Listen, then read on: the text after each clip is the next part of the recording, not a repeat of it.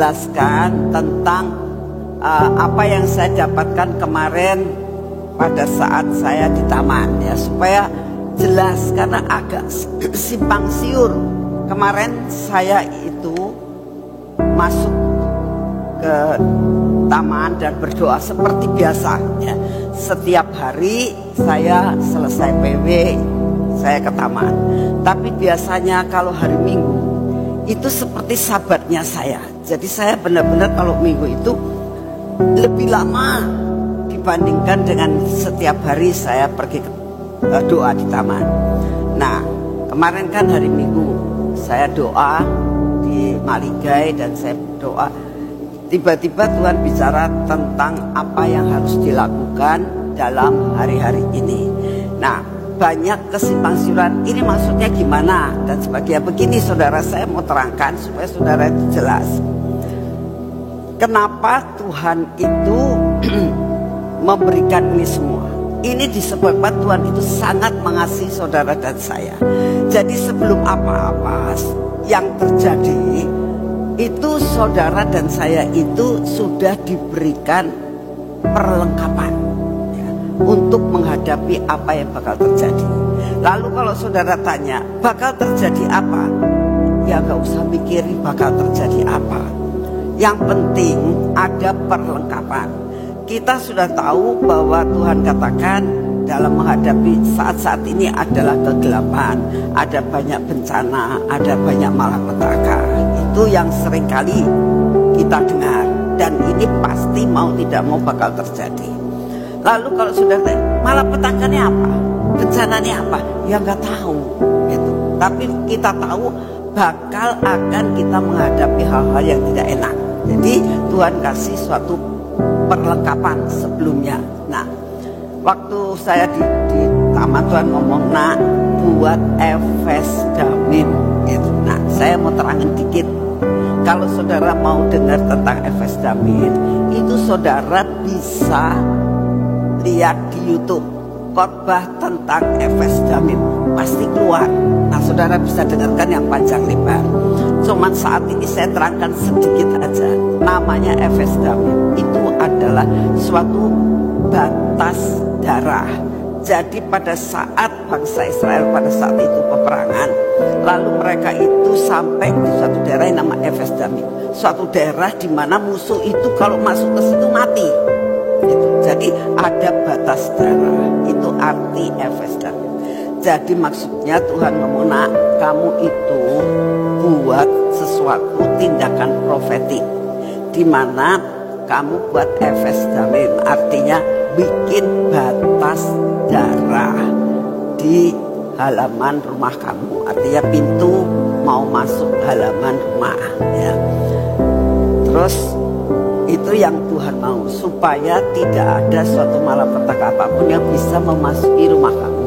Nah, yang harus dilakukan, nah sekarang Tuhan tuh yang bicara kepada saya adalah campurannya, ya, campurannya itu dari air, darah, karena air ini lambang kehidupan, Yesus Kristus, firman Tuhan. Darah itu berbicara tentang darah Tuhan Yesus, yaitu anggur, ya. Darah Tuhan Yesus itulah yang menyembuhkan. Darah Tuhan Yesus tentang pengorbanan pengampunan dosa. Lalu garam, Tuhan bicara tentang perjanjian garam. Apa sih itu perjanjian garam? Nah, begini, kalau saudara mau lebih jelas tentang perjanjian garam, coba lihat di YouTube itu misalnya khotbah perjanjian garam, itu nanti keluar semuanya. Nah, kamu boleh pilih apa itu. Cuman sekarang saya jelaskan singkat, ya. Perjanjian garam adalah suatu perjanjian antara Tuhan dengan kita, di mana Tuhan itu mau ikut ambil bagian apa yang kita hadapi, ya. Tuhan mau berdiri sama kita untuk menghadapi persoalan apapun yang kita hadapi. Tuhan ambil bagian di dalam semua persoalan yang ada dalam hidup kita. Itu janji Tuhan terhadap kita dengan dinamakan perjanjian garam, ya. Itu dipanjang lebar, saudara bisa lihat di YouTube. Lalu yang satu adalah minyak. Tuhan cuma ngomong gini, ini saya dapat firman gini, teteskan satu tetes saja minyak dari taman. Itu yang saya dapatkan. Nah, ini di blow up, di macam-macam kan, jadi saya sampai pusing. Nanya ini, nanya itu, nanya ini, nanya itu. Jadi saya akan jelaskan. Nah, lalu ada yang bilang begini, di ember tah, di apa? Ya memang saya ngomong di ember. Tapi yang saya lakukan tuh begini, saudara. Saya ambil botol, ya ini yang saya lakukan. Saudara boleh lakukan seperti yang saya lakukan. Saya ambil botol, tak isi air, ya airnya nggak penuh, segini aja dulunya, ya. Lalu saya doa, harus doa loh kalau mau melakukan sesuatu tuh hanya dengan doa. Saya bilang, Tuhan, hari ini saya itu mau buat Efes Damim seperti firman-Mu. Jadi ini air adalah air kehidupan, lambang daripada firman-Mu. Saya mau melakukan tindakan profetik, ini tindakan profetik, ya. Lalu saya mulai ambil anggur. Saya bilang, dalam nama Tuhan Yesus, ini anggur lambang darah-Mu. Saya campurkan seperti yang Kau mau. Nah, lambang darah-Mu, darah perjanjian antara Engkau dengan saya. Lalu saya ambil garam. Dalam nama Tuhan Yesus, ada perjanjian garam antara Engkau dengan keluargaku, Tuhan. Dan semua yang ada, saya sebut semuanya, Gracia dan semua jemaatmu dimanapun juga berada. Ini perjanjian garam antara Engkau dengan saya. Tak tuang di sini. Nah, ya. Jadi udah 3 kali, ya. Terus saya bilang, Tuhan, ini minyak dari taman. Saya teteskan satu tetes saja. Lalu kocok-kocok nih, ya. Terus saya doa lagi, Tuhan, ini seperti yang Engkau sudah katakan, aku akan lakukan dengan Efes Damim. Lalu ini tak tutup, ini tak lubangi. Jadi kalau itu tuh gampang, dalam nama Tuhan Yesus. Tuh, jadi tidak belarat-belarat kemana-mana, ngerti nggak? Itu yang saya lakukan. Nanti kalau itu jangan cuma ceret gitu, sambil berdoa, Tuhan, ini rumah milik-Mu, ini usaha milik-Mu ya Tuhan. Dalam nama Tuhan Yesus, ini ada batas darah sehingga kuasa kegelapan, segala roh sakit penyakit maupun semua yang tidak baik, malapetaka apapun tidak bisa memasuki halaman rumah saya.